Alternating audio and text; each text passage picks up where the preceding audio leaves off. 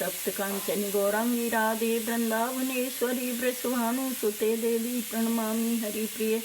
वाञ्छाकल्पतरुभ्यश्च कृपा सिन्धुभ्येव च पतितानां पावनेभ्यो वैष्णवेभ्यो नमो नमः। जय श्री कृष्ण चैतन्य प्रभु नित्यानंद श्री अद्वैत गदाधर श्रीवासादि गौर भक्त वृंद। हरे कृष्ण कृष्ण कृष्ण हरे हरे हरे राम राम राम हरे हरे हरे कृष्ण कृष्ण कृष्ण हरे हरे राम राम राम हरे हरे कृष्ण कृष्ण कृष्ण हरे राम राम हरे हरे कृष्ण। श्रीमद् भगवत गीता यथारूप अध्याय 4 दिव्य ज्ञान श्लोक नंबर 7। यदा यदा हि धर्मस्य ग्लानिर्भवति भारत अभ्युत्थानं धर्मस्य तदात्मानं सृजाम्यहम्। हे भरतवंशी, जब भी और जहाँ भी धर्म का पतन होता है और अधर्म की प्रधानता होने लगती है, तब मैं अवतार लेता हूँ। तात्पर्य जगत गुरु श्रील प्रभुपाद जी महाराज की जय, गुरु महाराज की जय। यहाँ पर सृजामी शब्द महत्वपूर्ण है। सृजामी सृष्टि के अर्थ में नहीं प्रयुक्त हो सकता, क्योंकि पिछले श्लोक के अनुसार भगवान के स्वरूप या शरीर की सृष्टि नहीं होती, क्योंकि उनके सारे स्वरूप शाश्वत रूप से विद्यमान रहने वाले हैं। अतः सृजामी का अर्थ है भगवान स्वयं यथारूप में प्रकट होते हैं।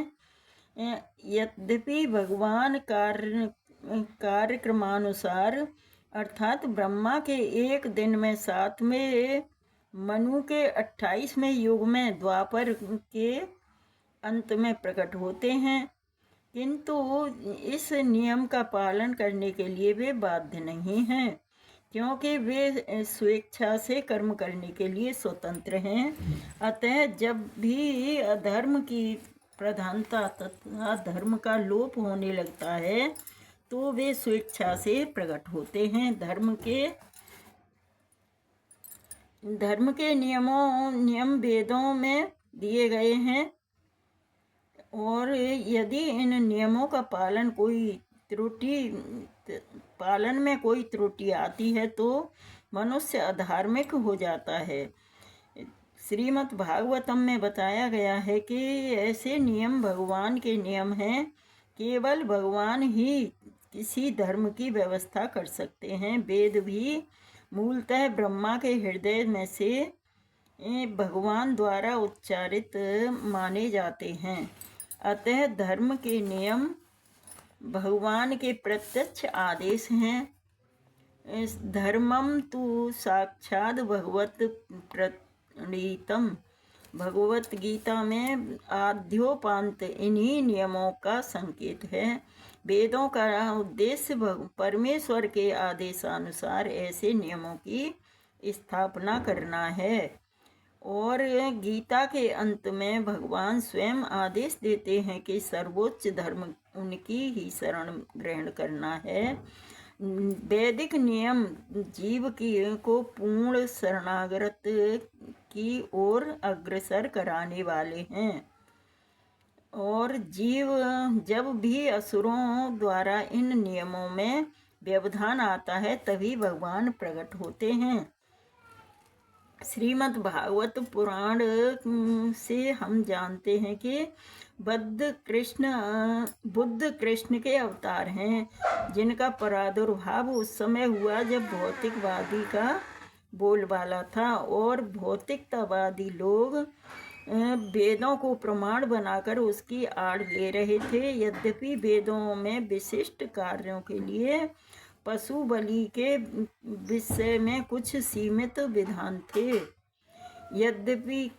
किंतु आसुरी प्रवृत्ति वाले लोग वैदिक नियमों का संदर्भ दिए बिना पशु बलि को अपनाए हुए थे। भगवान बुद्ध इस अनाचार को रोकने के लिए तथा अहिंसा के वैदिक नियमों की स्थापना करने के लिए अवतरित हुए।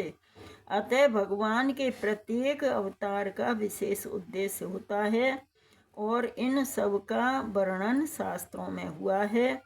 यह तथ्य नहीं है कि केवल भारत की धरती में ही भगवान अवतरित होते हैं। वे कहीं भी और किसी का भी काल में इच्छा होने पर प्रकट हो सकते हैं। वे प्रत्येक अवतार लेने पर धर्म के विषय में उतना ही कहते हैं जितना कि उस परिस्थिति में जन समुदाय विशेष समझ सकता है, लेकिन उद्देश्य एक ही रहता है, लोगों को इस भावना भावित करना तथा धार्मिक नियमों के प्रति आज्ञाकारी बनाना। कभी वे स्वयं प्रकट होते हैं तो कभी अपने प्रामाणिक प्रतिनिधि को अपने पुत्र या दास के रूप में भेजते हैं या वेश बदलकर स्वयं ही प्रकट होते हैं। भगवत गीता के सिद्धांत अर्जुन से कहे गए थे, अतः वे किसी भी महापुरुष के प्रति हो सकते थे, क्योंकि अर्जुन संसार के अन्य भागों के सामान्य पुरुषों की अपेक्षा अधिक जागरूक था। 2 और 2 मिलकर 4 होते हैं। यह गणितीय नियम प्राथमिक कक्षा के विद्यार्थी के लिए उतना ही सत्य है जितना कि उच्च कक्षा के विद्यार्थी के लिए। तो भी गणित उच्चतर तथा निम्न स्तर का होता है।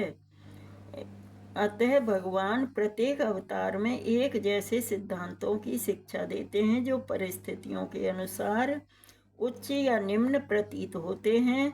जैसा कि आगे बताया जाएगा, धर्म के उच्चतर सिद्धांत चारों वर्णाश्रमों को स्वीकार करने से प्रारंभ होते हैं। अवतारों का एकमात्र उद्देश्य सर्वत्र कृष्ण भावनामृत को उद्बोधित करना है। परिस्थिति के अनुसार यह कृष्ण भावनामृत प्रकट तथा अप्रकट होता है। हरे कृष्णा कृष्णा कृष्णा हरे हरे, हरे राम राम राम हरे हरे। तो भगवान हमें यही शिक्षा दे रहे हैं कि जैसे कि जब धर्म का आलोप हो जाता है जगत में से और अधर्म की प्रधानता बढ़ती जाती है, अधर्मी लोग इंसान ज़्यादा प्रकट हो जाते हैं, तभी भगवान अवतार लेते हैं और दुष्टों का विनाश करते हैं, भक्तों का उद्धार करते हैं। और मतलब ये इनके जैसे जो सिद्धांत देते हैं कि जैसे कि 2 और 2 मिलकर 4 होते हैं, यही कक्षा 2 के विद्यार्थी को सिखाया जाएगा और वही सिद्धांत हाई स्कूल के बच्चों के लिए होगा। लेकिन गणित की जो परिस्थिति होती है, जो हमें समझाने की भाषा जो होती है, वो छोटे बच्चों के लिए अलग होती है, बड़े बच्चों के लिए अलग होती है। उसी प्रकार से भगवान हर अवतार में धर्म की ही स्थापना करते हैं, कभी किसी रूप में कभी किसी रूप में, लेकिन सब वैदिक सिद्धांतों के अनुसार ही, वेदों के ही अनुसार वो शिक्षा देते हैं और अधर्म का नाश करते हैं। हरे कृष्णा कृष्णा कृष्णा हरे हरे, हरे राम राम राम हरे हरे। श्रीमद् भगवत गीता यथारूप की जय। हरे कृष्णा।